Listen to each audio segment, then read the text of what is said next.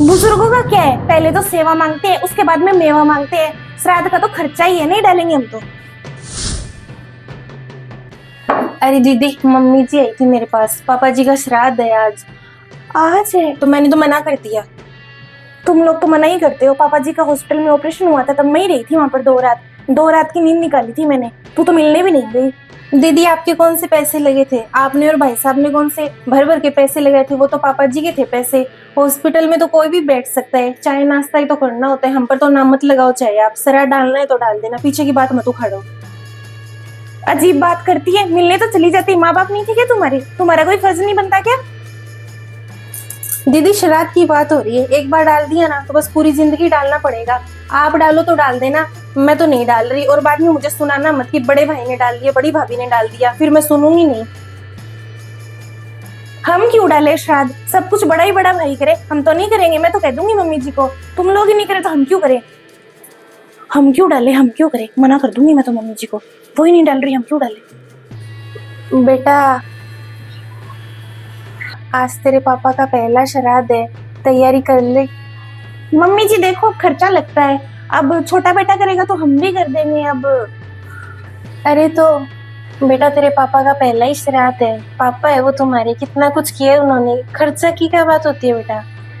देखो मम्मी जी, अब आज हम पापा का करेंगे, कल को आप जब परलोक सिधारोगे तब आपका करना पड़ेगा।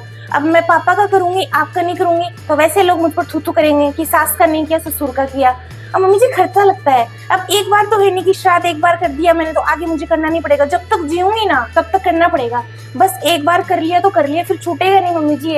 और उसको बोलो, आप छोटी को बात की थी मैंने, उससे मना कर दिया उसने। अब वो भी खर्चा नहीं दे रहे तो मम्मी जी हम अकेले कैसे खर्चा दे दे? अब देखो, इतना उनका वेतन भी नहीं है तो नहीं होगा मम्मी जी। देखो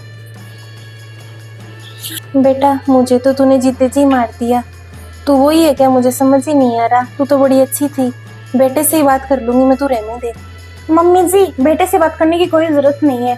दोनों भाई पैसे देंगे ना तो ही श्राद्ध डलेगा। मेरी बात होगी उनसे। बेटा, पूरी माँ बाप जिंदगी के भर लिए क्या क्या पैसे हैं?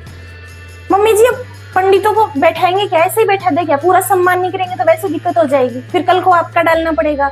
पहला प्रोग्राम तो बड़ा ही होता है, उसके बाद में चलो छोटा कर देंगे, फिर भी खर्चा तो लगता ही है। 2 बेटे हैं मम्मी जी, दोनों की जिम्मेदारी बनती है। आप उससे बात कर लो। देखो, मैं तो पहले बता देती हूँ और मैं तो मुंह पे ही कहती हूँ। अगर अच्छा नहीं लगा तो भाई मत सुनो मेरे। तो क्या है, मैंने तो कह दिया सो ठीक लगा मुझे। अब रोज रोज ऐसे गुपचुप में क्या है मम्मी जी? बात परिवार में सामने ही होनी चाहिए। आपको आज पता लग गया, आप जब तक जियोगे तब तक आप बोलोगे नहीं। बुजुर्गों का क्या है, पहले तो सेवा मांगते हैं, उसके बाद में मेवा मांगते हैं। श्राद्ध का तो खर्चा ही है, नहीं डालेंगे हम तो। बेटा, ऐसी भी कोई सेवा नहीं की तुम लोगों ने तुम्हारे पापा की। वो तो मैं थी, सब देखा है मैंने। और मैं तो भगवान के आगे हाथ ही जोड़ती हूँ कि मैं तो बिस्तर ना ही लूं, ऐसे ही उठा ले मुझे। जीते जी तुम मेरे श्राद्ध की बातें कर रहे हो, मरने के बाद तो क्या ही कर दोगे? कह दिया मम्मी जी, बहुओं को तो यही सुनने को मिलता है, चैन कितना ही कर दो। आपका देख लेना, अब पढ़ोगे ना खटिया में तो कोई नहीं करेगा। आज की बात है ना, मुझे याद रहेगी। बेटा, तुझसे और उम्मीद भी क्या करूं? तू जिंदा लोगों का ही सम्मान नहीं जानती, मरने के बाद तो तुम क्या ही करोगे? बस थोड़ा सा बोल क्या दो, बुरा लग जाता है इनको तो। बेटा, मरने के बाद कुछ मत करना चाहिए। मैं तो रहूंगी नहीं, देखेगा कौन? मैं तो ऊपर से कोई देखने आऊंगी नहीं। तेरे पापा देखने आए तो मैं देख लूंगी। अरे मम्मी जी नाराज हो गई, मैंने श्राद्ध के लिए मना कर दिया। नाराज होने की क्या बात है? मैंने तो सुबह ही मना कर दिया था। पापा जी ने हमारे लिए किया ही क्या है? सही कह रही है तू, फालतू का है।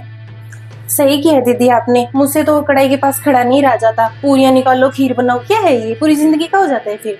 अरे ये तो छोड़, ये तो आज की बात है। मम्मी जी का डर लग रहा है मुझे तो। कल को बिस्तर पर पड़ गई ना तो कौन करेगा इनका?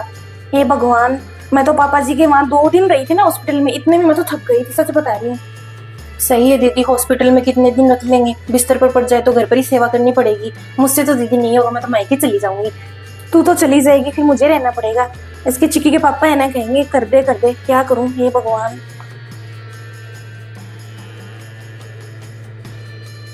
लोग कहते हैं 2-2 बेटे हैं, तू तो कितनी सुखी होगी। बेटों के होने से कोई सुखी नहीं होता। सारे बेटे एक जैसे नहीं होते, ना तो जीते जी ना मरने के बाद।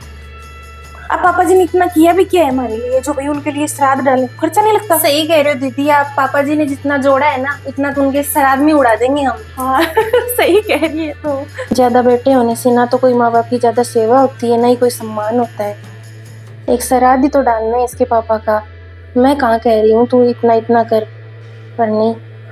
दीदी एक बात कहूँ क्या, बड़े बुजुर्ग होते हैं ना, उनका नुकसान ही होता है। अब पापा जी गए ना तो सिर से पल्ला भी हट गया।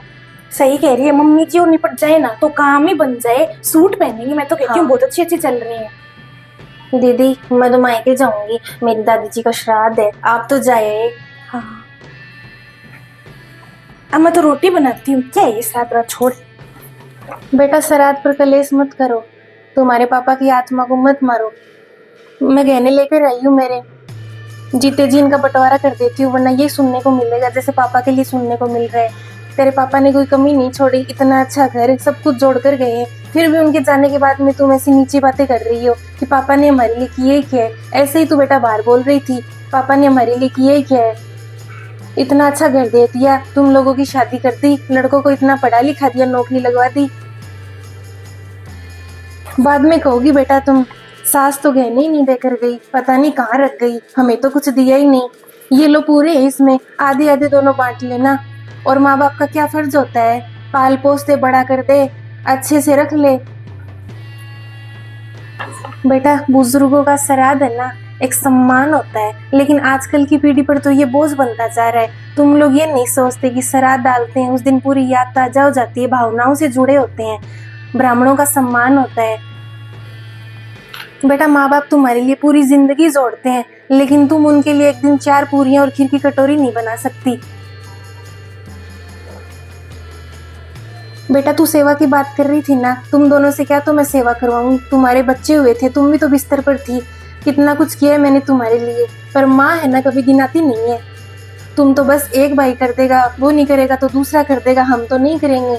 माँ बाप तुम्हारे भूखे नहीं है, मत करो तुम लोग।